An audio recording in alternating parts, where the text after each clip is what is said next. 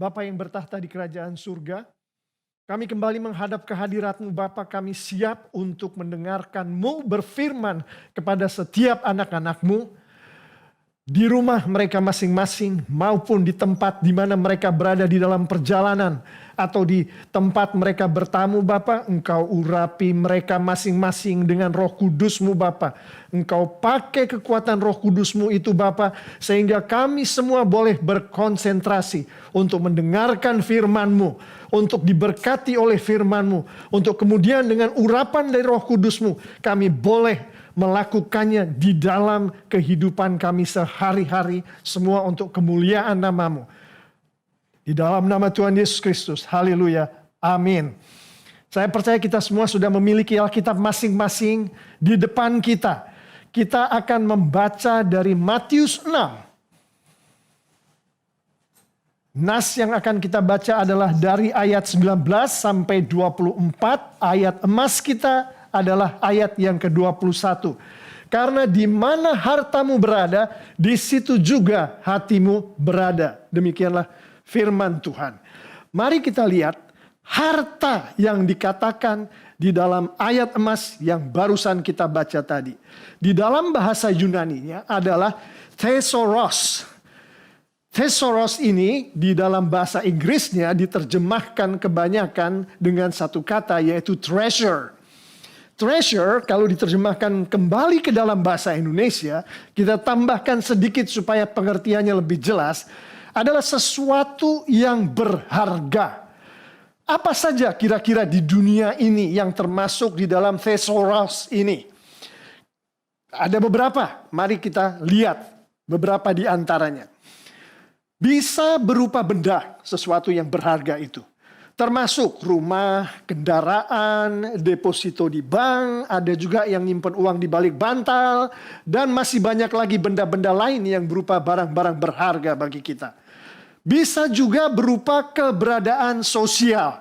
Ini termasuk dari nama baik yang dimiliki oleh seseorang. Termasuk juga gelar akademi, ada juga yang pakai gelar kebangsawanan, ada juga yang jabatan, kedudukan. Masih banyak lagi hal-hal yang menunjukkan keberadaan sosial dari seorang manusia. Masuk di dalam thesaurus. Ada lagi yang berupa keberadaan jasmani, bahkan rohani daripada seseorang. Seperti kecantikan seseorang, ketampanan seseorang, kepandaian seseorang, keterampilan seseorang, bakat seseorang, dan masih banyak lagi atribut-atribut jasmani dan rohani ini yang termasuk di dalam thesaurus tadi. Ada lagi yang satu ini agak spesial, tapi saya akan sebutkan juga, jangan sampai ada kesalahpahaman, makanya ikuti sampai akhir daripada pembawaan firman ini. Itu yang namanya thesaurus bisa juga berupa sesama manusia. Bahkan kebanyakan sesama manusia itu adalah orang-orang yang dekat dengan kita. Orang-orang yang kita kasihi. Seperti suami, istri, anak-anak, dan masih banyak lagi orang-orang yang kita kasihi yang masuk di dalam thesaurus ini. Setelah kita mengetahui berdasarkan kebanyakan orang berpikirnya seperti apa mengenai thesaurus itu, mari kita kembali ke nas kita dan kita akan melihat menurut firman Tuhan seperti apa sih yang namanya thesaurus atau harta atau treasure ini. Di ayat 19 sampai 21 pasal 6 Matius yang sedang kita bicarakan bersama ini. Di situ kita bisa melihat bahwa thesaurus adalah sesuatu yang dipentingkan oleh hati. Kalau kita lihat ayat 19, janganlah kamu mengumpulkan harta di bumi. Di bumi ngengat dan karat merusaknya, dan pencuri membongkar serta mencurinya. Ayat 20, tetapi kumpulkanlah bagimu harta di surga. Di surga ngengat dan karat tidak merusaknya, dan pencuri tidak membongkar serta mencurinya. Ayat 21 yang adalah ayat emas kita. Karena di mana hartamu berada, di situ juga hatimu berada. Sesuatu yang dipentingkan oleh hati. Di dalam 3 ayat ini kita bisa melihat bahwa ada hati yang mementingkan, mengumpulkan harta di bumi. Hati yang seperti itu adalah hati yang si pemiliknya, si manusianya selalu melihat keberadaannya di bumi. Tapi ada hati yang mengumpulkan harta di surga. Nah, hati yang dimiliki oleh orang seperti ini, orangnya adalah menghidupi kehidupan di mana perhatiannya adalah di surga, kepada Bapa di surga. Itu dari ayat 19 sampai 21. Kita akan melihat lagi harta menurut ayat 21 dan ayat 22 dan ayat 23. Yaitu di sini dikatakan sesuatu yang dipentingkan oleh mata. Ayat 22, mata adalah pelita tubuh, jika matamu baik, teranglah seluruh tubuhmu. Jika matamu jahat, gelaplah seluruh tubuhmu. Jadi jika terang yang ada padamu gelap, betapa gelapnya kegelapan itu. Mata di sini ayat 22 dan 23 melihat dengan dua macam cara. Yaitu kita berbicara mengenai mata di sini yang dimaksudkan oleh Tuhan Yesus pada saat Tuhan Yesus menyampaikan kuliahnya di bukit yang sedang kita renungkan sekarang ini adalah mata rohani. Atau dengan kata lain lebih ke arah jiwa. Nah, ada dua macam mata rohani, dua macam jiwa. Yaitu mata rohani yang baik, di mana dari mata rohani yang baik itu ada tubuh yang terang, tubuh yang menjadi terang. Kita tahu bahwa terang yang dikatakan oleh Tuhan Yesus ini adalah Yesus sendiri. Dan kehidupan yang dihidupi oleh terang ini adalah kehidupan yang kudus. Jadi ada mata atau jiwa yang baik, di mana di dalam tubuh yang matanya baik atau jiwanya baik ini, tubuh itu menghidupi kehidupan yang kudus.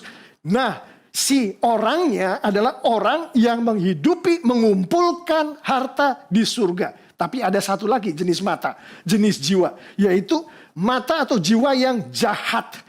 Di mana orang yang memiliki mata atau jiwa yang jahat, tubuhnya menjadi gelap. Artinya tubuhnya menghidupi kehidupan yang tidak kudus.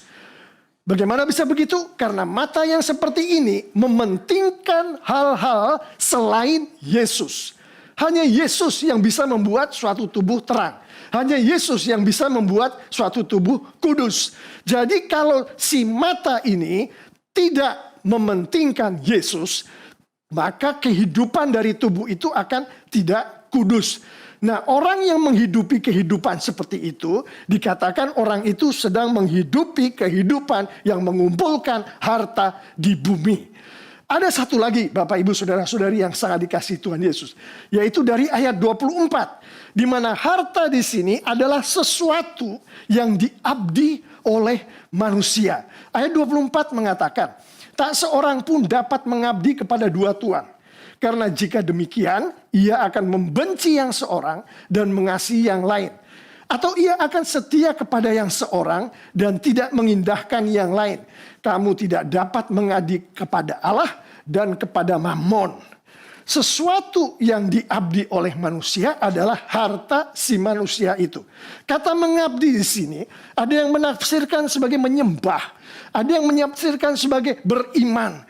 Tapi ada dua macam pengabdian, yaitu seseorang yang mengabdi kepada Allah. Di situ dikatakan, di ayat 24 bagian yang terakhir. Orang-orang yang mengabdi kepada Allah, melakukan hidupnya dengan pengabdian kepada Allah. Ia dikatakan sedang menghidupi kehidupan yang mengumpulkan harta di surga. Ada satu lagi, yaitu orang-orang yang mengabdi kepada Mammon menurut ayat 24 ini. Orang-orang yang mengabdi kepada Mammon, biasanya perkataan Mammon dihubungkan dengan uang di dalam Alkitab. Jadi dengan kata lain, orang-orang yang mengabdi pada uang, pada kekayaan. Dia dikatakan sedang menghidupi kehidupan yang mengumpulkan harta di bumi. Dengan itu saya jelaskan tadi barusan dari ayat-ayat yang sedang kita renungkan bersama saat ini. Mari kita melihat harta yang ada dua macam tadi itu. Harta di bumi dan harta di surga. Bagaimana membedakannya? Atribut-atribut apa atau karakteristik apa yang dimiliki oleh harta-harta itu. Mari kita lihat di ayat 19 sampai 21 tadi. Saya tidak akan ulangi lagi pembacaan ayat-ayatnya. Tapi di situ dikatakan atribut daripada harta di bumi adalah bisa rusak, bisa dibongkar, atau diambil alih secara paksa oleh kekuatan lain. Entah kekuatan itu datangnya dari orang-orang yang memang berhak mengambil alih harta atau milik kita, atau itu diambil alih secara paksa karena bencana alam misalkan. Bisa dicuri, artinya bisa hilang. Dengan itu saya katakan kita tahu bahwa yang namanya harta di bumi itu sifatnya, atribut utamanya adalah sementara. Dan satu lagi harta di surga. Harta di surga, firman Tuhan mengatakan tidak bisa rusak, tidak bisa dibongkar, baik secara paksa oleh manusia maupun oleh alam. Tidak bisa dicuri, tidak bisa hilang. Harta di surga, atribut utamanya adalah kekal atau abadi. Dengan mengetahui bahwa ada dua macam harta dengan atribut-atributnya tadi, pertanyaannya adalah sekarang, harta yang saya miliki saat ini, perhatikan, di situ dibilang harta di bumi, harta di surga. Tuhan Yesus juga mengatakan mana yang Tuhan Yesus mau. Tapi tidak ada satu kata pun di dalam ayat-ayat yang sudah kita baca tadi yang mengatakan satu ini jelek, yang satu ini baik. Kita tahu berdasarkan implikasi. Tapi Tuhan sendiri tidak mengatakan ini jelek. Ini tidak bagus. Tuhan tidak mengatakan bahwa kamu punya harta di bumi, bentuknya adalah orang-orang yang kamu kasih, itu jelek. Tidak seperti itu yang dikatakan. Kita akan belajar lebih jauh lagi. Apa harta di bumi atau di surga yang kita miliki saat ini? Kepemilikan kita tahu tadi bisa berupa benda, bisa berupa keberadaan sosial, bisa berupa keberadaan jasmani dan rohani.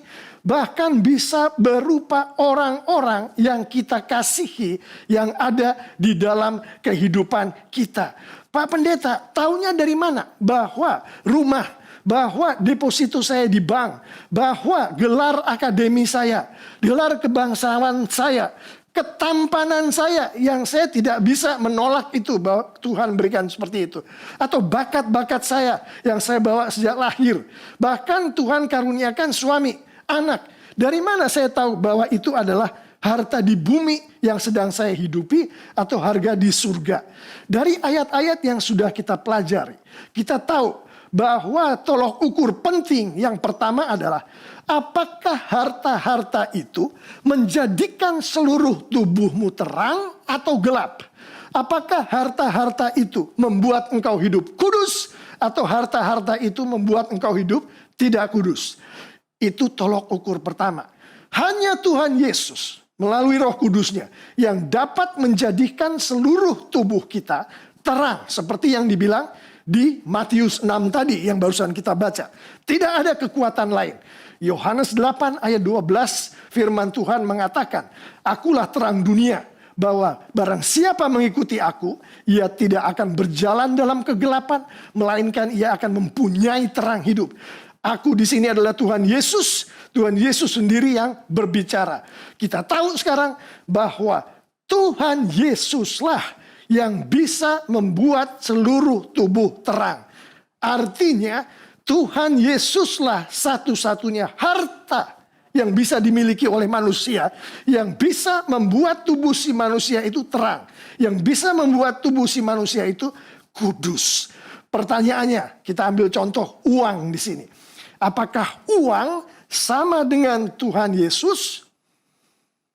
Itu pertanyaan penting untuk dijawab. Kita tahu bahwa uang tidak sama dengan Tuhan Yesus. Artinya, uang itu adalah harta di bumi. Uang itu adalah sementara. Dan Tuhan Yesus memberikan peringatan, hati-hati. Uang bisa menjadikan seluruh tubuhmu gelap. Hati-hati, uang bisa menjadikan kamu hidup tidak kudus. Kedua, tolok ukur kedua adalah apakah dengan harta itu yang Tuhan berikan, yang ada di dalam kehidupanmu itu, engkau mengabdi pada Allah atau bukan? Yang menurut ayat 24 tadi, Allah atau mamon. Itu tolok ukur yang kedua. Kita tahu bahwa hanya Allah lah yang layak untuk diabdi. Hanya Allah lah yang layak untuk disembah. Keluaran 20 ayat 3 dan 5 firman Tuhan mengatakan, "Jangan ada padamu Allah lain di hadapanku. Jangan sujud menyembah kepadanya atau beribadah kepadanya, sebab aku Tuhan Allahmu adalah Allah yang cemburu. Hanya beribadah pada Allah. Yang namanya harta tadi, apapun bentuknya, kalau itu membuat kita tidak lagi beribadah pada Allah. Di sini maksudnya beribadah pada Allah adalah Dialah, Allah lah satu-satunya yang kita sembah. Tidak ada penduaan, tidak ada Allah lalu ada yang lain di sini. Gak boleh seperti itu. Yang dimaksud di sini hanya Allah.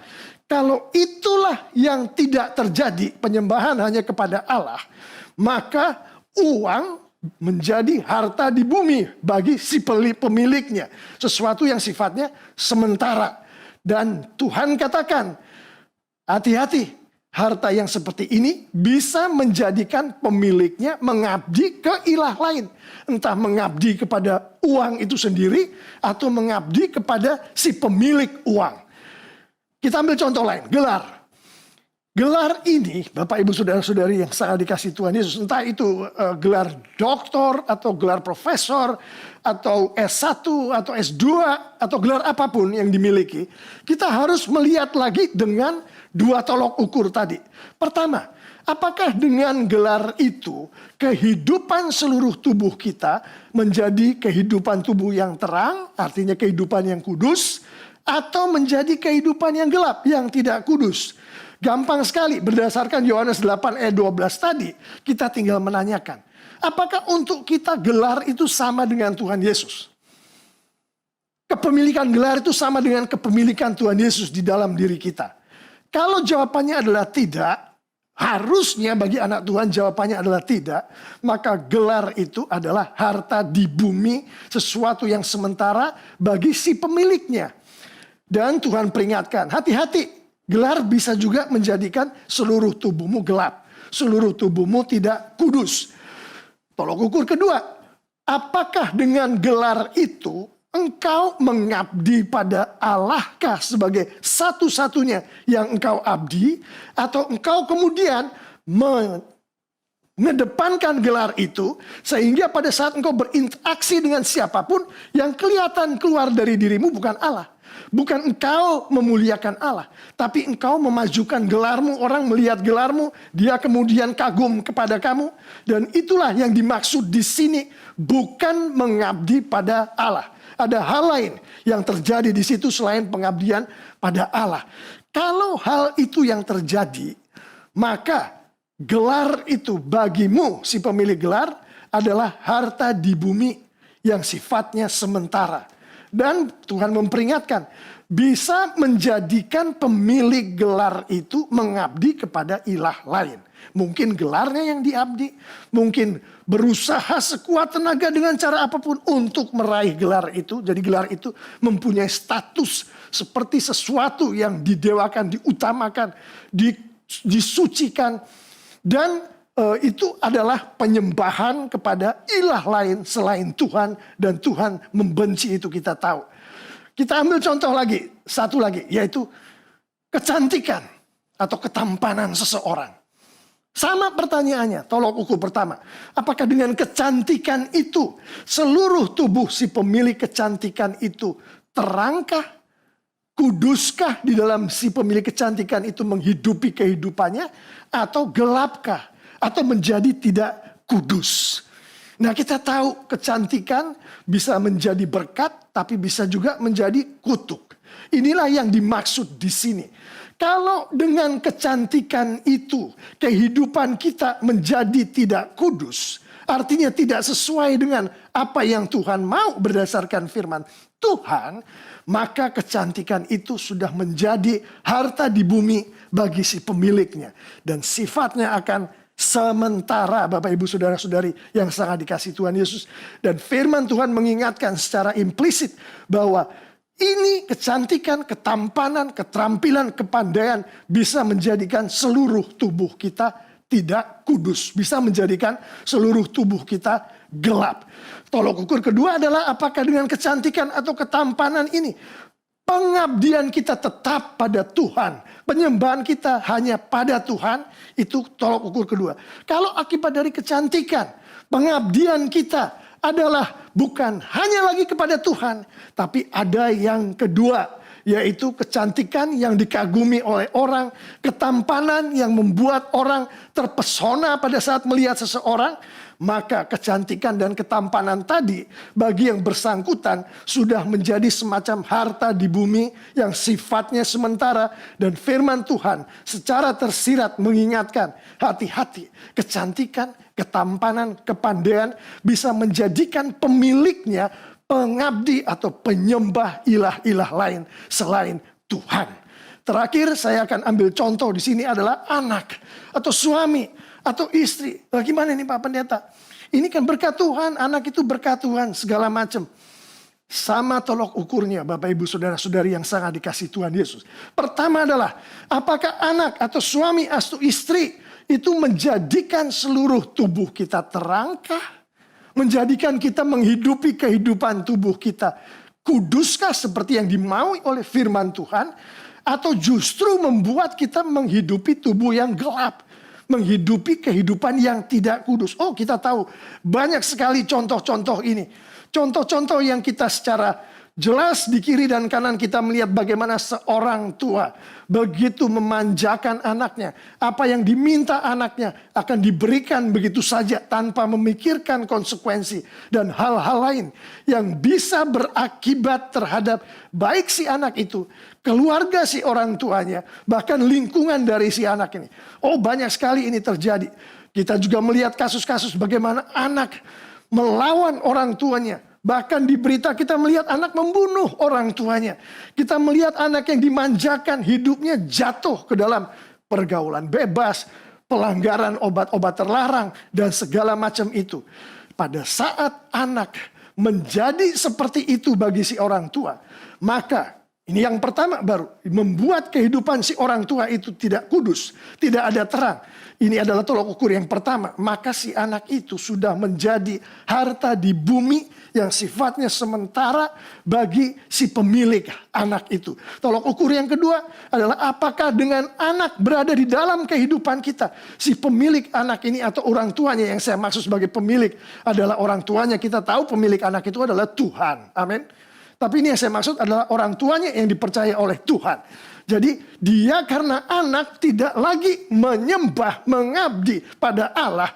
Tapi anak itu menjadi kedua yang diabdi, yang disembah setelah dia menyembah Allah. Nggak boleh seperti itu. Tuhan mau hanya dia yang disembah. Hanya dia yang diabdi. Hanya dia pusat daripada apa yang kita lakukan di dalam kehidupan kita. Pada saat kita menduakan Tuhan karena anak kita, maka seperti tadi dikatakan, kita sedang menghidupi kehidupan di mana kehidupan itu sedang mengumpulkan harta di bumi. Anak menjadi harta di bumi. Dan firman Tuhan secara tersirat memberikan nasihat kepada kita, berhati-hatilah terhadap itu. Karena itu bisa menjadikan kamu pengabdi atau penyembah ilah lain selain Tuhan, yang mana itu Tuhan tidak suka. Jadi kita bisa lihat itu, harta-harta itu. Bagaimana supaya itu harta di bumi, bagaimana harta di surga. Nah, secara khusus saya akan menutup untuk penjelasan dari nas ini dengan kita berbicara khusus mengenai harta di surga. Untuk itu kita akan minta bantuan dari salah satu rasul Tuhan Yesus yang sangat dikasih oleh Tuhan Yesus, Rasul Paulus.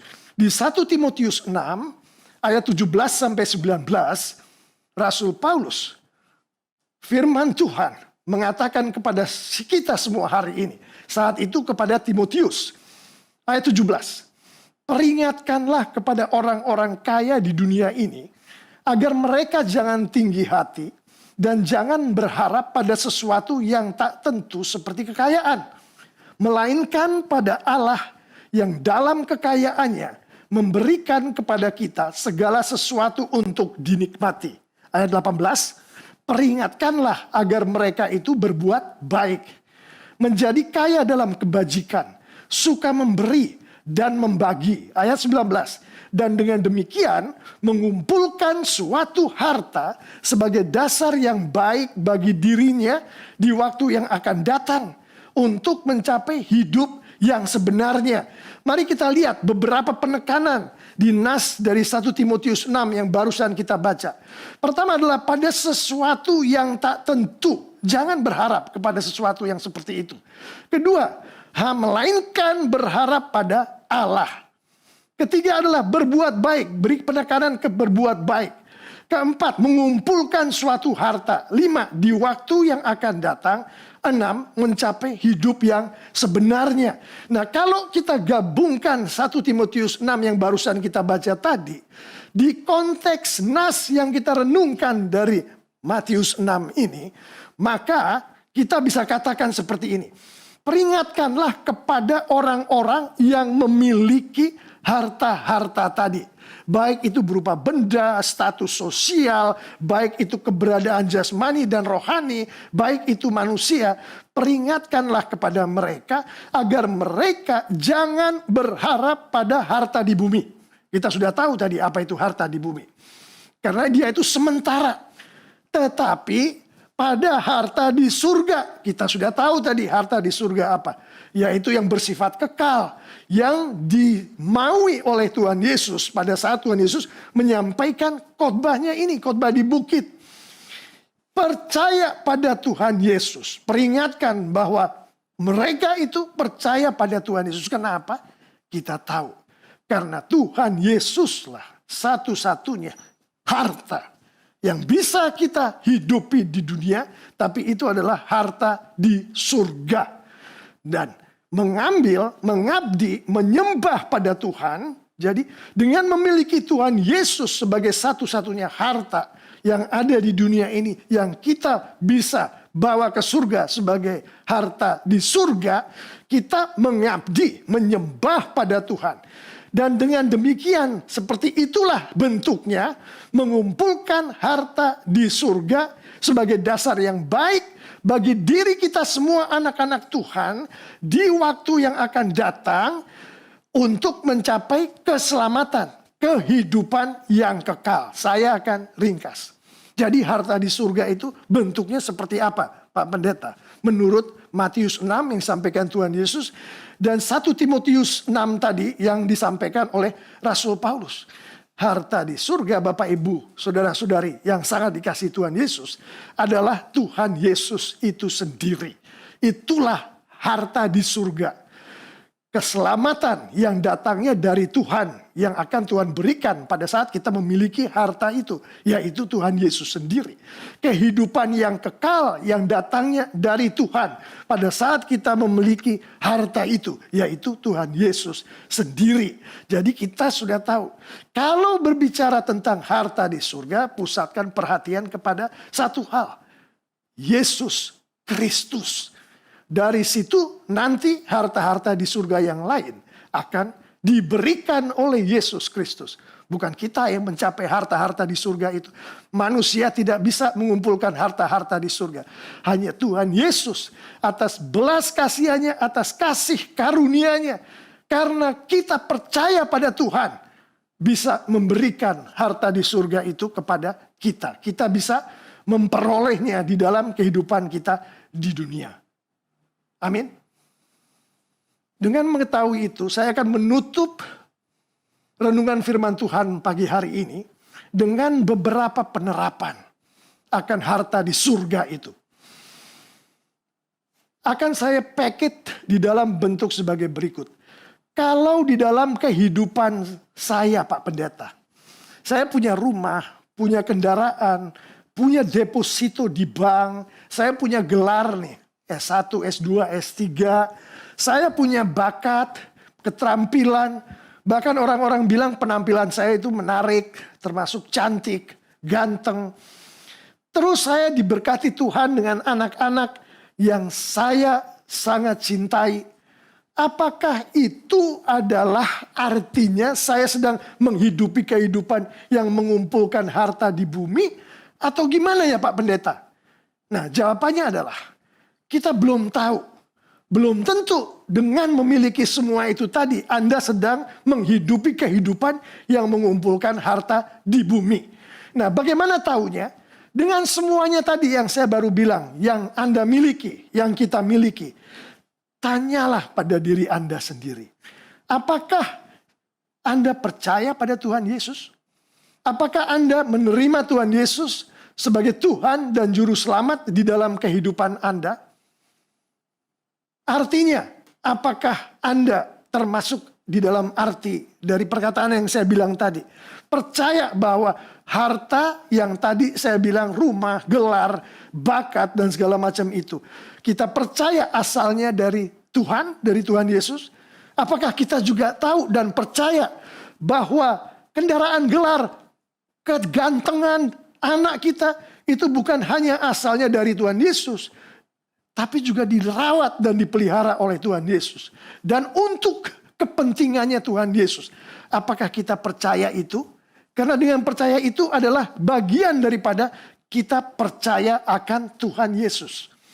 Kalau jawabannya adalah kita percaya, perhatikan, kita punya rumah, kita punya gelar, kita cantik, kita tampan, tapi kita percaya pada Tuhan Yesus.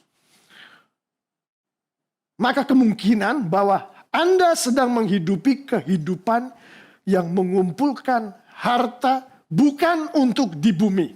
Nah, perhatian perkataan itu. Bukan untuk di bumi. Tolok ukur yang kedua, dengan gelar, dengan kendaraan, dengan rumah, dengan uang, dengan bakat, dengan anak yang Tuhan berkatkan kepada kita.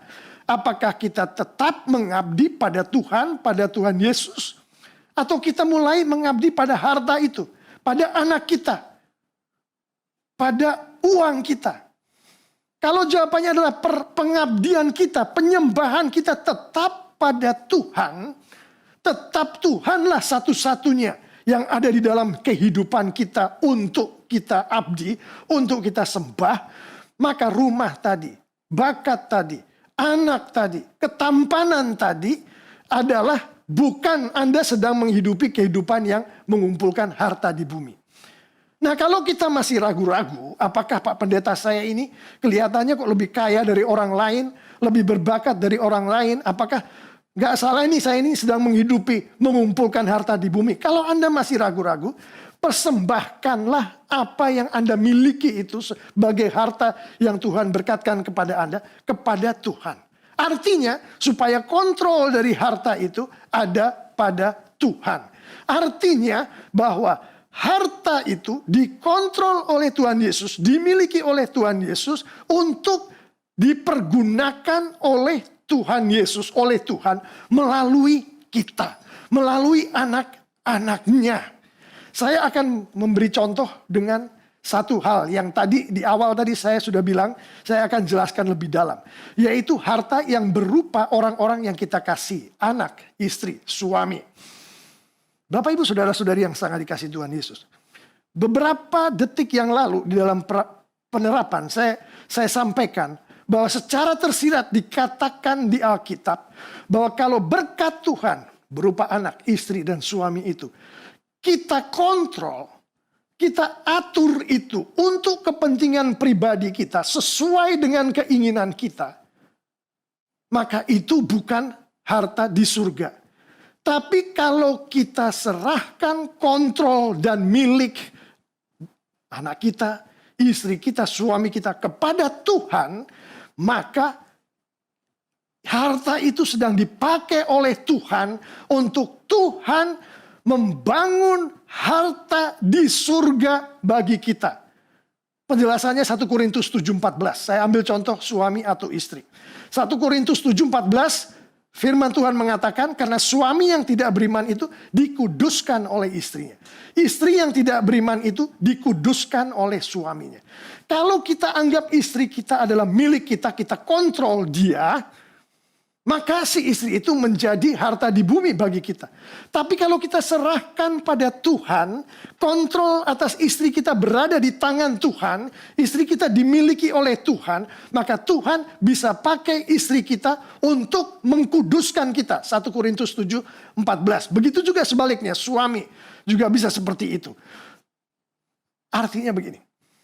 Menyerahkan, mempersembahkan kontrol atas istri atau suami kita. Saya ambil contoh yang gampang, istri suami itu kepada Tuhan itu adalah termasuk menghidupi kehidupan yang mempercayai Tuhan Yesus dan menyembah Tuhan bersama-sama dengan istri atau suami kita. Artinya setiap pagi bersama-sama memiliki altar keluarga. Setiap malam bersama-sama membaca firman Tuhan. Di dalam kehidupan sehari-hari, suami melihat istri melakukan sesuatu yang tidak sesuai dengan firman Tuhan, ditegur. Istri melihat suami melakukan sesuatu yang tidak sesuai dengan firman Tuhan, ditegurlah si suami. Saling menegur. Kehidupan yang seperti itu namanya menghidupi kehidupan yang mempercayai Tuhan Yesus, yang menyembah Tuhan. Kontrol terhadap istri, kontrol terhadap suami dimiliki oleh Tuhan, bukan kita. Kedua, poin penting adalah tidak memperlakukan istri atau suami kita dengan semena-mena untuk kepentingan pribadi kita. Karena pada saat kita melakukan itu, kita sama saja. Pada saat kita memperlakukan istri kita, suami kita dengan semena-mena, sama saja dengan kita mengatakan, Tuhan, dia milik aku punya kepentingan ini, aku mau istriku untuk lakukan kepentingan ini supaya aku dipuaskan. Itu artinya kita kontrol suami atau istri kita, dan Tuhan katakan bukan seperti itu kalau kamu sedang mengumpulkan harta di surga. Jadi jangan diperlakukan dengan semena-mena, jangan dilecehkan itu istri, jangan dilecehkan itu anak, jangan dilecehkan itu suami. Dan yang terakhir sebagai penutup, berilah teladan, berilah pendidikan yang baik sesuai dengan firman Tuhan. Satu kalimat ini untuk menutup.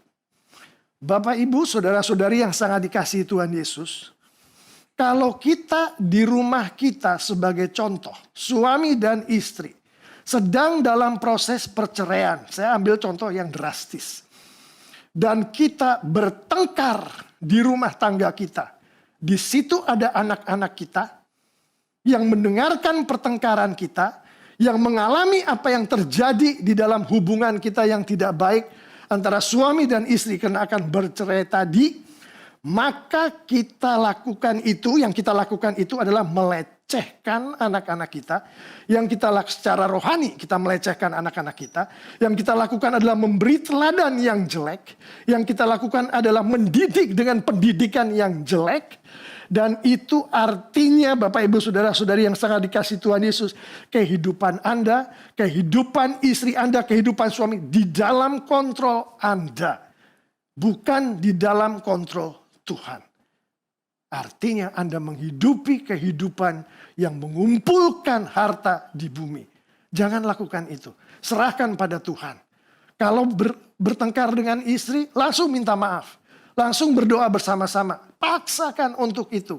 Karena kita mau serahkan kontrol untuk Tuhan. Dan pada saat Tuhan mengontrol harta kita yang diberikan Tuhan kepada kita, Tuhan yang kontrol, dimiliki oleh Tuhan untuk kepentingan Tuhan. Disitulah kita menghidupi kehidupan mengumpulkan harta di surga. Amin. Bapak yang bertahta di kerajaan surga, terima kasih Bapak untuk hari ini. Engkau izinkan kami semua untuk memuliakan nama-Mu melalui firman Tuhan. Engkau izinkan kami semua untuk mengabdi padamu melalui apa yang boleh kami sharingkan pada hari ini. Oh Bapa, berilah kami urapan yang datangnya hanya dari Roh Kudus-Mu. Karena apa yang barusan kami semua dengar ini adalah sesuatu yang tidak mungkin dilakukan oleh manusia. Hanya Roh Kudus saja yang bisa melakukan hal-hal yang barusan kami dengar ini. Untuk itu hamba-Mu secara khusus, oh Bapa, urapi anak-anak-Mu Bapa dengan Roh Kudus-Mu. Sehingga terbukalah hati mereka. Sehingga biarlah kontrol terhadap kehidupan mereka. Kontrol terhadap berkat-berkat yang Kau berkatkan kepada mereka. Bukan berada di tangan mereka, tapi berada di tangan-Mu Bapa di surga. Berada di tangan Tuhan kami Yesus Kristus Bapa di surga. Biarlah kontrol itu ada di sana. Sehingga apa yang dikatakan oleh Tuhan kami, Tuhan Yesus Kristus, di khotbahnya di bukit. Jangan mengumpulkan harta di bumi, tapi kumpulkanlah harta di surga. Terjadi di dalam kehidupan kami untuk kemuliaan-Mu, untuk kebesaran kerajaan-Mu. Terima kasih Bapa di surga, di dalam nama Tuhan Yesus Kristus. Semua yang percaya katakan haleluya, amin.